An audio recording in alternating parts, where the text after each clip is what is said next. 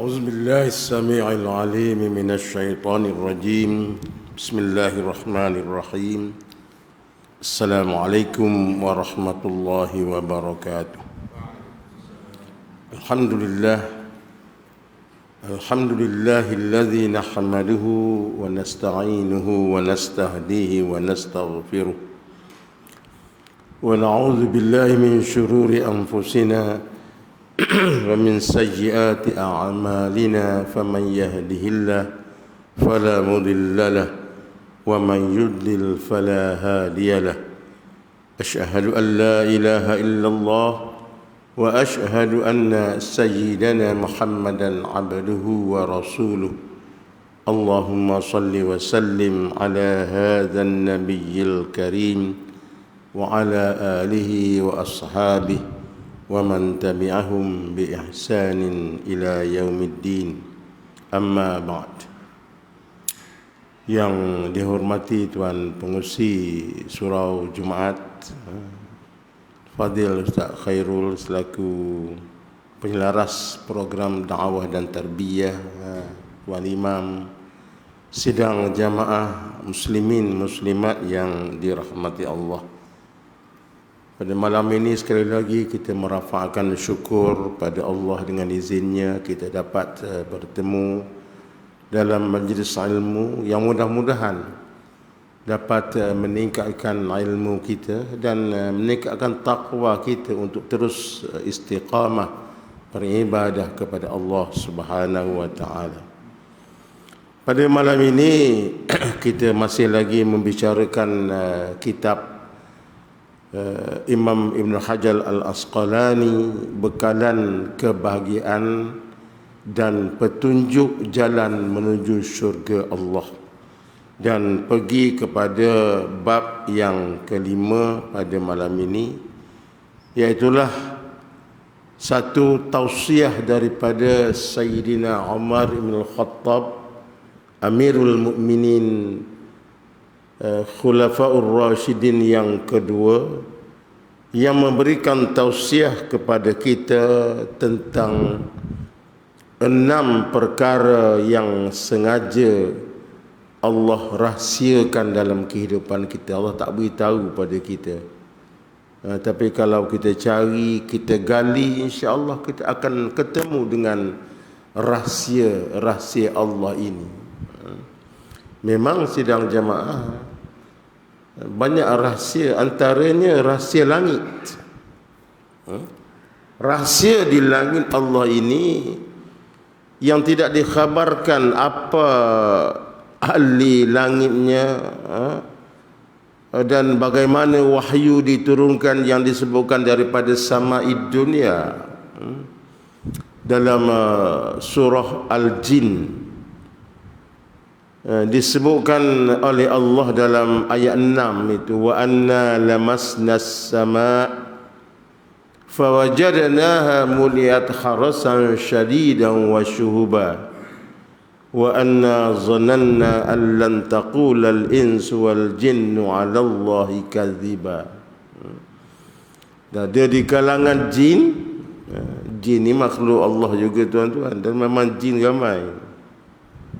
Ada macam orang jugalah, ada jin Islam, ada jin kafir. Jadi di kalangan jin ini yang disebutkan oleh Allah pada muqaddimah surah jin tadi, qul uhiya ilayya annahu istama'a nafarun minal jin faqalu inna sami'na qur'anan ajaba yahdi ila ar-rusydi fa amanna bih wa lan nusyrika bi rabbina ahada. Katakanlah wahai Muhammad, ada sekelompok di kalangan jin yang mendengar kalimah-kalimah ajaib Allah dan mereka menyatakan keimanan mereka pada Allah. Jin-jin ni percayalah. Dalam ayat 6 ni Allah Ta'ala sebut wa anna lamasnas sama', kami menerobos langit, fawajadnaha muliyat harasan syadidan wa syuhuba, dan kami dapati di langit dunia ini terdapatnya malaikat yang yang kasar, yang syadid, yang menunggu perintah Allah, yang tunggu masa je. Kalau Allah kata kun fayakun, dia akan buat. Kan? Jadi kena jagalah tuan-tuan rahsianya. Malah saya selalu menyebut, kalau tuan-tuan ingatkan dalam peristiwa Isra Mi'raj, Isra itu perjalanan Nabi daripada Makkah ke Baitul Muntaha, ke Baitul Muqaddas, Baitul Muqaddas di Palestin sana. Mi'raj, perjalanan Nabi daripada Al-Baitul Muqaddas naik ke langit dunia sampai ke Sidratul Muntaha, sampai ke Ma'la. Ceritanya kan bila Jibril ajak Nabi naik ke langit dengan borak, kan? Ada dua yang nak ikut. Yang pertama batu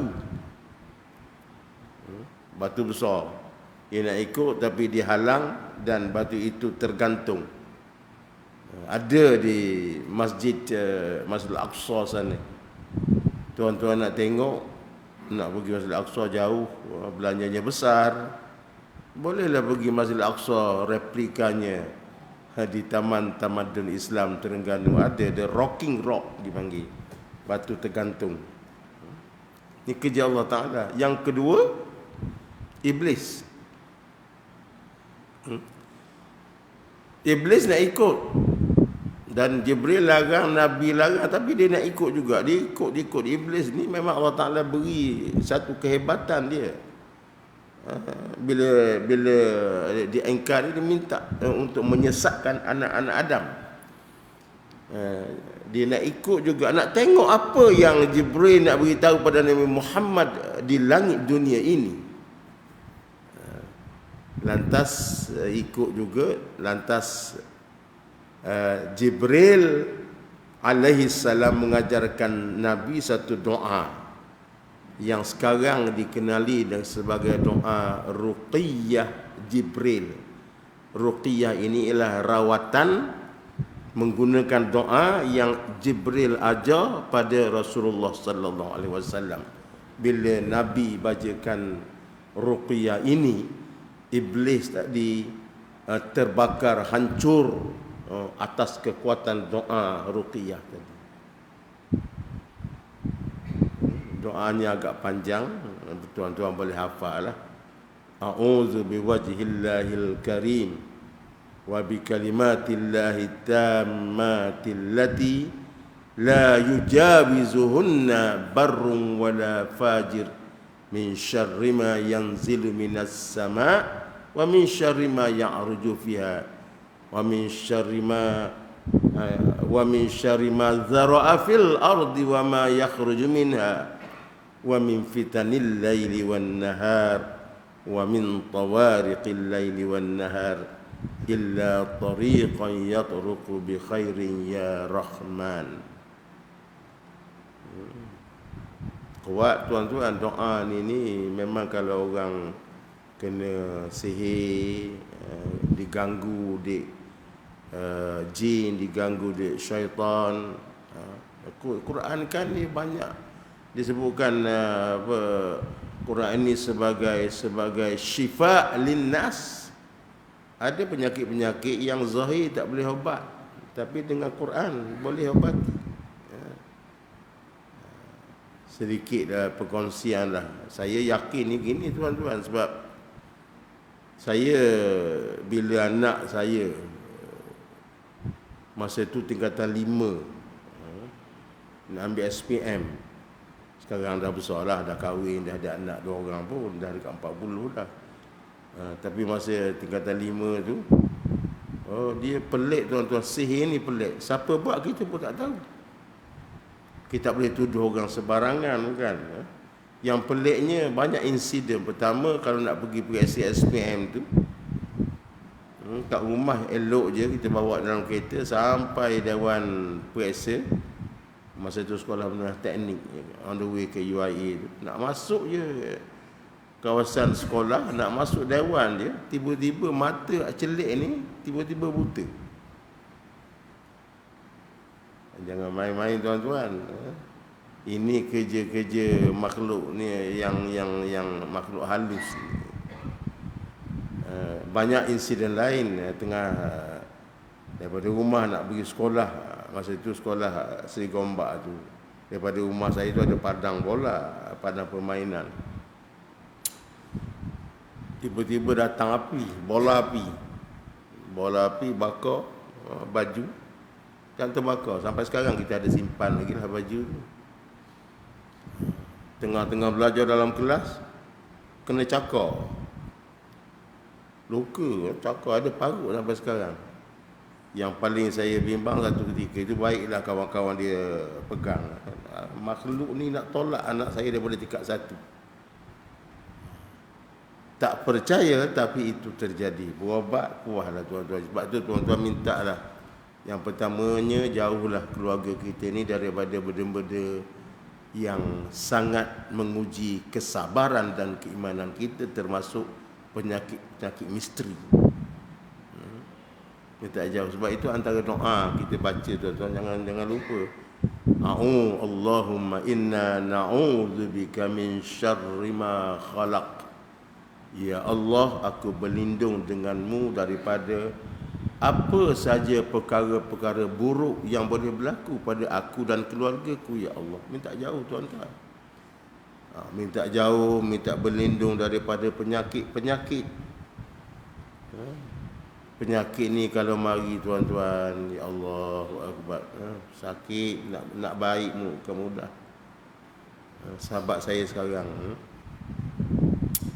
mantan timbalan rektor UIA, yalah umur pun 1, tapi sakitnya tak boleh berjalan atas kursi roda, masuk pula hospital, kena pula buah pinggang, buat dialisis, masuk IJN pula 4 saluran jantung tersumbat. Risau kita tuan-tuan, tapi kalau ini terjadi kita pasrahlah pada Allah. Apatah lagi ialah usia kita mencecah usia senja ni, penyakit macam-macam datanglah. Penyakit 3 beradik tadi. Darah tinggi, kecemasan, kencing manis, sakit jantung. Itu selalulah tuan-tuan. Jadi minta berlindung tadi. Alhamdulillah kita berobat rata lah tuan-tuan. Tapi dengan izin Allah Ta'ala ni, kadang-kadang orang-orang hebat ni, termasuklah saya nak sebutkan yang saya nak Umar sebut ni, ada orang-orang tertentu yang Allah Ta'ala kadang-kadang beri ilmu pada dia. Kalau dalam konteks yang saya nak Umar kata ni ialah wali-wali Allah yang orang tak kenal. InsyaAllah saya syarahkan nanti. Dia kata, cik, amalkan ruqyah ni dengan izin Allah Ta'ala, sembuh.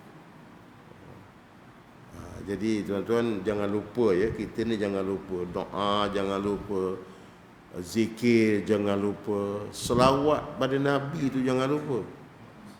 Innallaha wa malaikatahu yusalluna 'alan nabi ya ayyuhallazina amanu sallu 'alaihi wa sallimu taslima. Itu ayat Quran tu.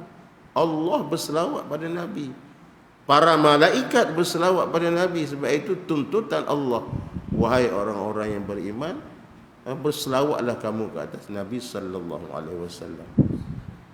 InsyaAllah tuan-tuan, dengan barakah syafaat Nabi ni boleh beri perlindungan pada kita. Hari itu Ustaz Airul kata satu pusat rawatan, Ustaz Ustaz rawatan di Cerah, apa nama Ustaz? Ustaz Syafiq. Ustaz Syafiq Al-Idrus. Saya pergi situ tuan-tuan, memang tengok orang kena sampuk di jin, satu budak perempuan masuk elok je, tengah-tengah duduk je, panggil baca ruqyah je, tiba-tiba menangis menjerit. Tuan-tuan, dan dibacakan antaranya, kalau saya boleh kongsi dengan sidang jamaah, ialah selawat ni banyak. Selawat Nur, selawat Syifa, selawat Tafrijiyah. Ada satu lagi selawat yang Ustaz Syafiq amalkan ni, iaitu selawat Al-Fatih. Fatih ini dia membuka apa yang terkunci, menutup apa yang terdedah kepada bahaya-bahaya. Allahumma salli ala Sayyidina Muhammad al-fatihu lima ughliqa wal khatimu lima sabaq wan nasirul haqq bil haqq wal hadi ila siratikal mustaqim wa ala alihi wa sahbihi haqqa qadrihi wa miqdarihil azim. Al-Fatihu lima ughliqa. Selawat Nabi ni yang boleh membuka apa yang terkunci. Ughliqa, apa saja yang terkunci, termasuklah barangkali kalau barang-barang kita yang hilang, yang terselindung. Al-Khatimu lima sabaq, menutup apa yang lepas, terutama kalau ada kena gangguan-gangguan dan sebagainya, kena tutup dengan selawat Al-Fatih. Wan nasirul haqq bil haqq, Allah menolong kebenaran dengan kebenaran. Wal hadi ila siratikal mustaqim, dan memberikan hidayah dan petunjuk pada jalanmu yang benar. Jadi balik kepada pokok perbincangan kita pada malam ini, ada rahsia. Sayyidina Umar menyebut Inna Allaha katama sittatun fi sittah. Teksnya ada dalam kitab ni lah. Saya memang tak bawa kitab, saya snap gambar, saya boleh enlarge. Allah merahsiakan 6 perkara dalam 6 suasana dan tempat, supaya kita gali, kita cari. Kan ganjaran-ganjaran besar ini bukan senang nak kita peroleh, kena usaha. Yang pertama, apa kata Sayyidina Umar? Kitmur ridha fi ta'atihi. Allah merahsiakan redha Allah kepada hambanya yang mentaati Allah. Yang pertama, kita kena taat pada Allah, kan? Orang Islam ni senang je nak sebut, tuan-tuan. Islam ni bukan agama yang membebankan. Islam ni agama santai-santai. Jangan rigid dengan agama, tuan-tuan. Kan? Setengah orang tu bila nak pada Islam rigid sangat. Tak boleh tu, tak boleh ni, sikit-sikit haram, haram. Banyak menghukum daripada mendidik. Jangan kita cepat melatah menghukum. Jangan terlampau rigid. Islam ni agama santai-santai. Pakaian contoh, janganlah rigid. Mesti macam ni, Islam ni mesti ada serban besar, ada jubah besar, ada tasbih kat tangan. Pula baju 2-3 lapis dengan apa benda dipanggil tak? Ridaknya. Memang itu tidak kita nafikan. Tapi kalau orang yang santai-santai, tak ada masalah. Islam terima dengan syarat tutup aurat.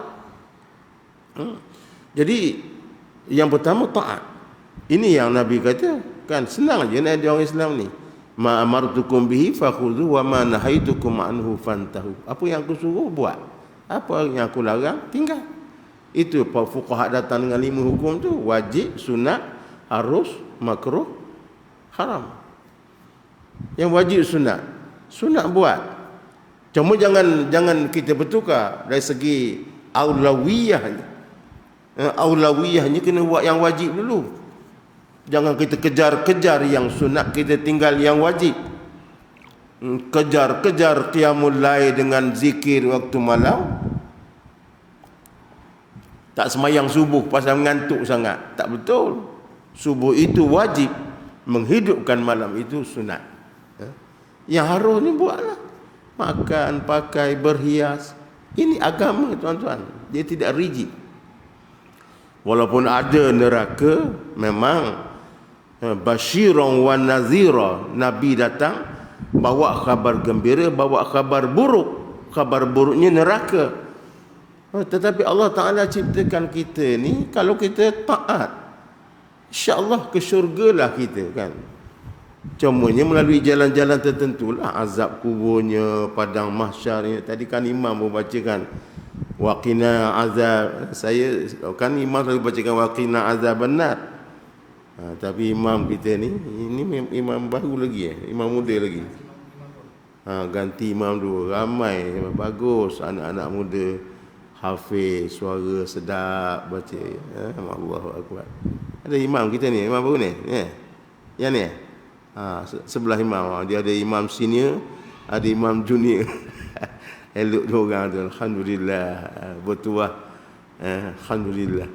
Tapi bila imam baca tuan-tuan, waqina apa bang? Waqina azabal kubur, waqina azabal mahsyar, waqina azaban nar. Imam, jangan ingat orang tak dengar tu. Saya dengar. Saya teliti je.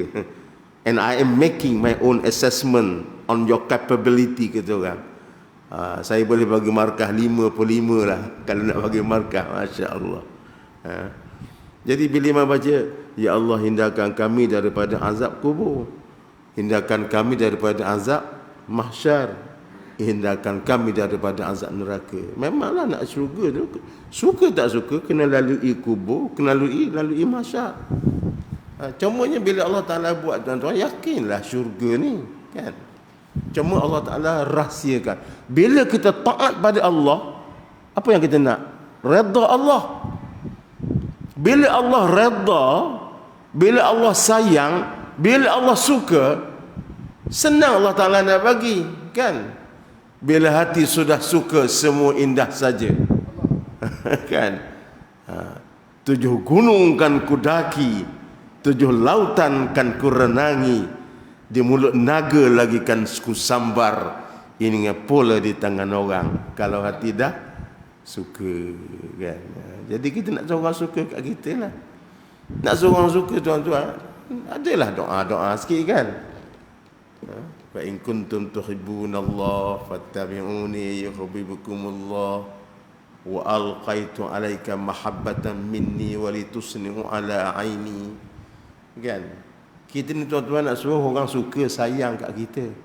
Orang sayang dan suka atas peribadi kita, bukan kerana kedudukan dan jawatan. Kerana jawatan, kedudukan itu masa kita berkuasa, orang hormatlah. Tapi bila hilang kedudukan dan jawatan, hilang harta benda, jati dirilah yang menentukan mulia dan integriti kita ni, kan? Jadi yang pertama, kita minta redha, taat. Jangan banyak takwil, jangan banyak soal dalam soal agama. Yang Nabi kata, aku suruh buat, aku larang tinggal. Bila Allah Ta'ala kata judi haram, arak haram, babi haram, tinggal je, bukan payah sangat pun, bukan benda yang membebankan. Tapi manusia ni, kan, lagi dilarang, itulah nak dibuatnya. Sebab tu jangan larang. Ingat tak mak-mak kita dulu? Larang-larang dia, buatlah. Agak-agak mak dah fed up tu, nak buatlah. Itu mafhum mukhalafah, suruh buat sebenarnya, tak nak bagi buat dah. Kan? Anak-anak muda ni, masa bercinta sakan, orang kata je apa, orang kata kurak, dia kata panau, comel belaka. Masa larang itulah la ilaha illallah. Naik motor berdua, asyik breaknya memanjang. Budak-budak muda kahwin je, syaitan tadi hasut masa belum kahwin. Bila kahwin dah mula renggang jarak. Sebab itu kita melihat, dan ini benar, kadar perceraian yang sangat tinggi, terutama di kalangan anak-anak muda yang tidak ditanam dengan tarbiyah Islam. Kahwin semata-mata kerana nafsu semata-mata dan bukan kerana kebertanggungjawaban. Sidang jamaah, bila soal-soal ta'ah redha ni, saya ingat Sayyidina Umar. Apa kata Sayyidina Umar, tuan-tuan? Bila dikucup Hajar Aswad tu, kan kita boleh pergi Mekah, kan, antara sunat ni lah kucup Hajar Aswad. Hajar Aswad ni batu hitam. Apa kata Umar? Wahai sang Hajar Aswad, kalau tidak kerana aku tengok Rasulullah mengucupmu, hai Hajar Aswad, tak sudi aku nak kucup kamu, kerana aku tahu bahawa kamu sekadar batu hitam yang tidak boleh memberikan manfaat, tak boleh memberikan mudarat. Tapi bila Nabi kucup, aku kucup. Sampai macam tu tuan-tuan. Memang betul. Batu hitam ni orang kadang-kadang orang kata ini dosa zaman Nabi Adam macam-macam. Hajar Aswad jadi bergaduh nak letakkan balik Hajar Aswad di tempatnya masa pembinaan kembali Kaabah di kalangan kabilah kerana batu hitam.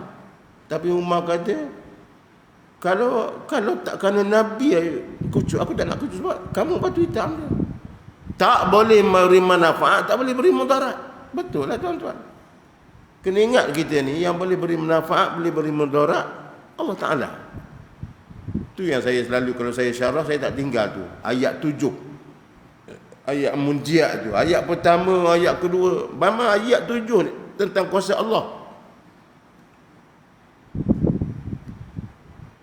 Qul lan yusibana illa ma kataballahu lana huwa maulana wa 'ala Allahi falyatawakkalul mu'minun.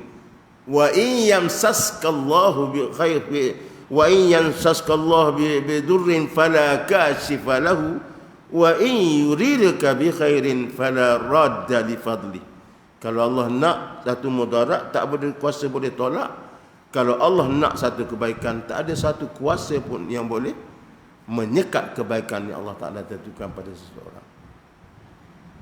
Asbabnya adalah kan. Tapi kalau Allah tentukan, kadang-kadang kita kerja penat, tak juga senang-senang. Kena ingat tu, banyak tawakal pada Allah. Sebab yang memberi, yang menghalang ialah Allah dan bukan makhluk.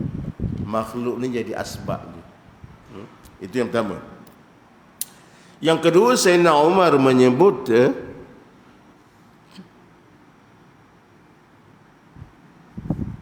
dalam hadis, dalam tausiah ini, iaitulah katmul ghadab fi ma'asiyati. Allah menyembunyikan kemurkaan Allah apabila hambanya melakukan maksiat. Zaman dulu tak sama tuan-tuan. Zaman dulu kita orang bila buat maksiat turun bala, buat maksiat turun bala. إرم ذات العماد التي لم يخلق مثلها في البلاد وثمود الذين جابوا الصخر بالواد وفرعون ذي الأوتاد الذين طغوا في البلاد فأكثروا فيها الفساد فصب عليهم ربك سوط عذاب. Allah Ta'ala cerita tu. Kaum Ad, kaum Samud, yang tamadunnya hebat, memahat bukit-bukit, menjadikan iramazatil imad, tiang-tiang yang kata orang grandor, yang grand, hebat, bangunan tinggi, ada tiang tinggi, itu lambang kehebatan. Kan? Rumah tinggi ada tiang tinggi, pada tiang tu bukan ada apa pun. Bukan boleh duk lindung hujan panas pun. Kalau tuan-tuan nak tengok kesan kaum Ad Samud ni, kalau tuan-tuan ada kesempatan nak pergi umrah ke, ambil package singgah di Jordan. Sebab di Jordan ni, di Urdun ini banyak kesan-kesan sejarah. Yang pertama ialah ada satu tempat yang namanya Petra World, dunia Petra. Naik kereta daripada Amman tu dalam 1 jam setengah 2 jam gitulah. Parking tepi bukit, nak sampai ke Petra World ni tak boleh naik kereta, kena naik kuda. Pasal lalu celah-celah gunung, antara gua-gua kecil nak sampai. Pun perjalanan dah sangat dalam 40 minit. Masa kami pergi tu, budak-budak Palestin menjadi juru iring kami. Kuda jatuh patah kaki. Kawan ni pun jatuh juga, luka. Sampai Petra World, saya tengok, kagum tuan-tuan. Ya Allah Ta'ala ceritakan Ad Samud itu yang iramazatul imad tu, dia pahat bukit dan menjadikan bandar, ada tiang-tiang besar. Senang je tuan-tuan nak tengok sekarang ni, Google je tuan-tuan. Google tengok Petra World. Firaun semerta. Kalau pergi ke Urdun tu, di samping Petra tu, turun ke bawah Bahrul Mayyit. Bila kaum Nabi Lut menentang fitrah manusiawi, mengamalkan seks sonsang, lelaki suka pada lelaki, Allah datangkan malaikat menyamar sebagai lelaki yang tampan, yang bukan tampan saja, comel. Budak-budak sekarang kata jambu. Ada tak budak-budak lelaki jambu? Ada. Dia tak rupa, dia lelaki tapi dia tak nak jadi lelaki. Pakai jam tangan warna pink, bag pink, pakai ni apa ni apa, cat jari ni. Rambut dia macam budak perempuan. Saya sebut dia pasal apa? Murid saya ada. Tak ramai lah, tapi ada 5-6 orang. Pakai jumping datang, lembut. Allahu Akbar, saya segah je. Hey, you are boy or girl? Sorry sir, I'm a boy sir. Cakap lembut. La ilaha illallah. Itu hak lelaki nak jadi perempuan. Yang perempuan nak jadi lelaki pula ada juga. Kita panggil apa? Apa? Pancake. Pancake. Baru ni heboh kan, budak pancake ni pergi buat umrah. La ilaha illallah. Kaum Nabi Lut tadi, turun malaikat tadi, dan dikejar oleh orang-orang lelaki. Dia tak nak pada perempuan. Bala Allah terus datang, ditelingkupkan bandar masa itu, namanya Sodom dan Gomora, dalam laut mati yang sekarang ada kesan arkeologinya. Daripada perkataan Sodom, Sodom itu terbitnya perkataan sadis. Sadis ni siapa tuan-tuan? Saya tengok budak-budak kan, mudah-mudahan jauhlah di kalangan anak-anak muda kita. Tapi kalau di barat, sadis ni kalau lelaki tu ada yang cocok hidung, ada yang cocok bibir, kan dia pakai cincin. Ada yang apa, pakai apa, bertindik. Budak lelaki, tattoo kat badan. Tattoo tu, nak buat tattoo tu bukan senang, sadis. Dia kena bakar tu. Dan ada yang buat tattoo bila masuk Islam, dia taubat tapi tattoo tak boleh hilang. Jangan main. Saya jumpa budak-budak ni apa, masa saya conduct training dengan penjara Malaysia di Sabah dekat Gunung Kinabalu tu. Ada budak-budak dia kata, Pak Doktor, saya sudah masuk Islam kadazan, tapi saya tak boleh hilangkan tattoo ni. Macam mana hukumnya? Saya kata, dah macam mana? Kamu dah taubat, tattoo tak boleh hilang. Takkan kamu nak buang kulit, nak bakar, tak boleh.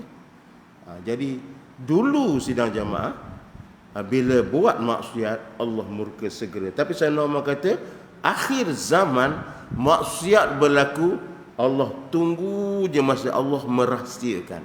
Tapi awas, jaga. Bala Allah. Macam tsunami, macam sekarang ni ada Japanese encephalitis. Yang sekarang ni COVID. Tuan-tuan, COVID masih ada, jangan main.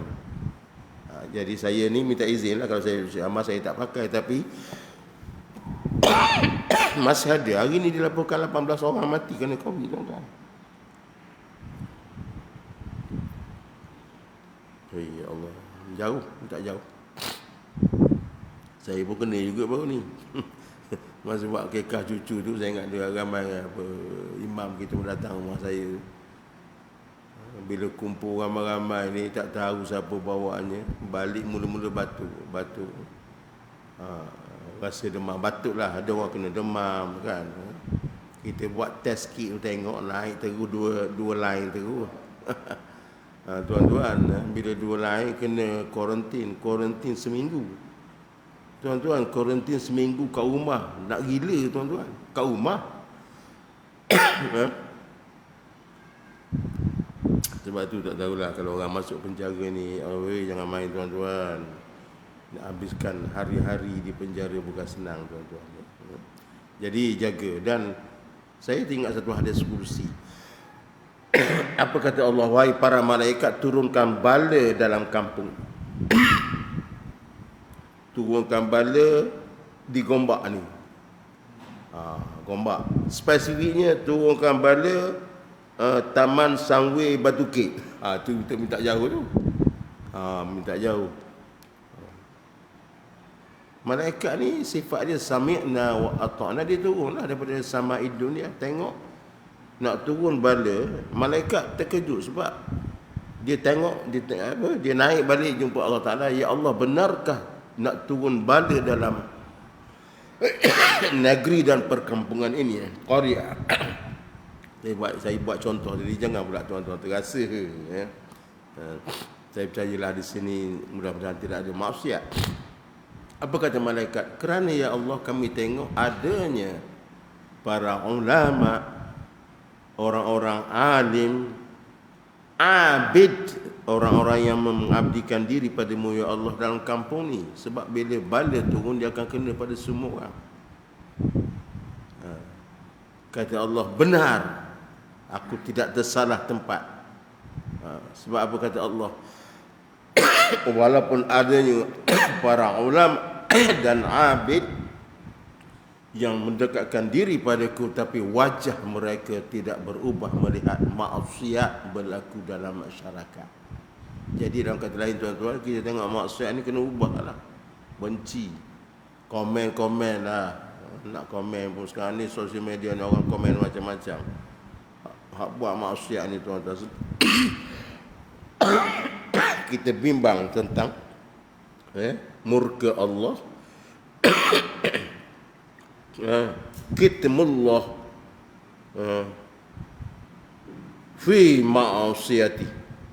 Yang ketiga, kitmu Lailatul Qadri fi syahr Ramadan. Allah merahsiakan malam Lailatul Qadar pada bulan Ramadan. Tak tahu malam tepat, tapi rahsianya Allah Ta'ala, Nabi beritahu kan. Saya fil layalil witri fil awakhiri Ramadan, fil ashrinal awakhiri min Ramadan. Malam-malam ganjil, 10 malam terakhir Ramadan. Allah, maaf saya.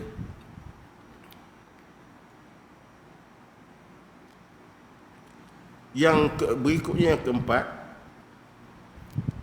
apa kata Allah, kata Sayyidina Umar, kitmu awliyaihi fima bainan nas. Allah merahsiakan wali-walinya di kalangan manusia. Ada wali-wali Allah. Kalau zaman Nabi itu dia ada ahlus suffah. Sebab orang sufi ni daripada perkataan sufah. Satu hadis Nabi kata, saya bacakan mafhum bahasa Melayu.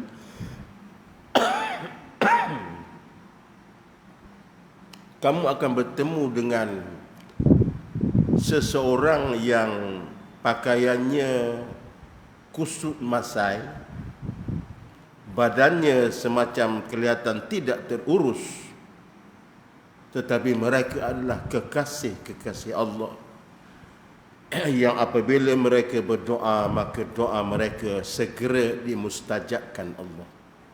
Itulah dia, kata Rasulullah dalam hadisnya, wali-wali Allah.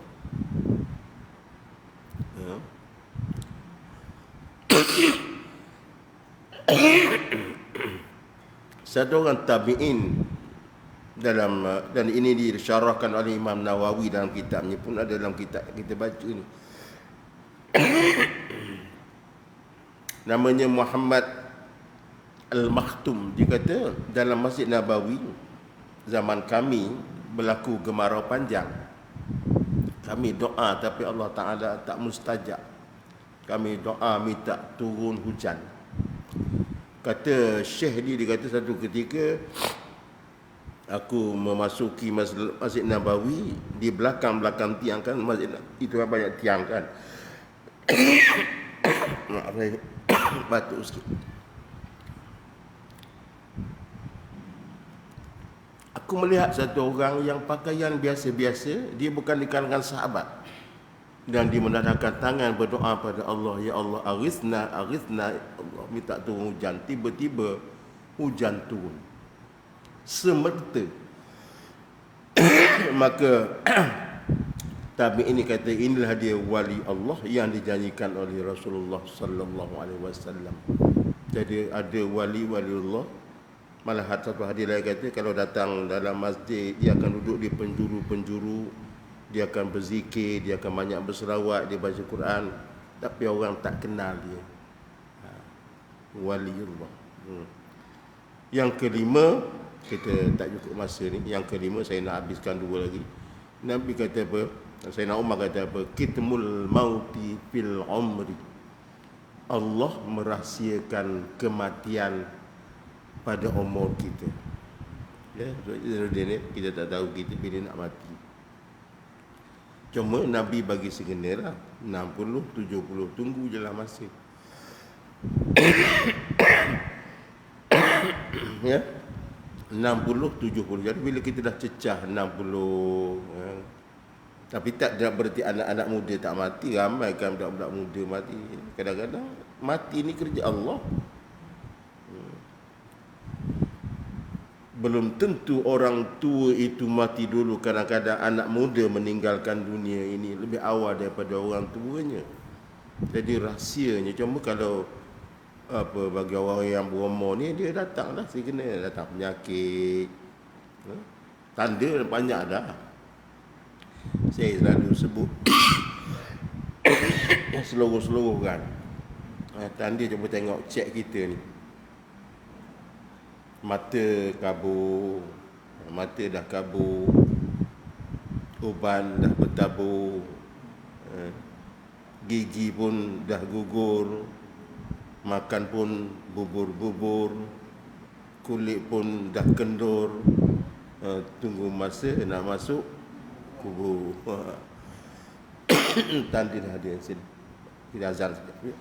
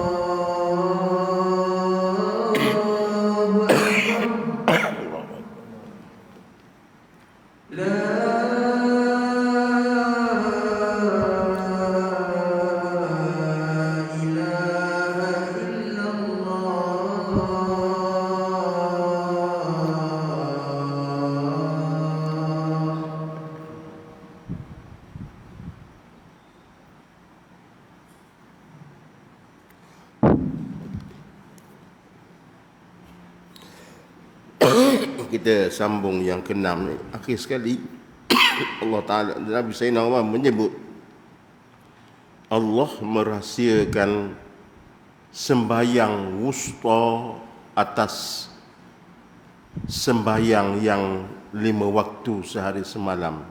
Ini merujuk kepada ayat Al-Quran, hafizu ala salati was salatil wusta, hafizu ala salawati was salatil wusta wa qumu lillahi qanitin. Jagalah sembahyang dan juga sembahyang wusta, dan hendaklah kamu betulkan kepada dirimu kepada Allah dengan sebenar-benarnya. Ringkasnya sembahyang wusta ni banyak fadail tuan-tuan. Saya ringkas. Wusta ini tidak termasuk 2 waktu sembahyang, iaitu maghrib dan isyak. Sebab maghrib dan isyak ni mudah bagi kita. Kita dah balik rumah, kita dah sedia datang masjid, kita boleh isyak terus daripada maghrib waktu isyak, tunggu ada majlis ilmu dan sebagainya.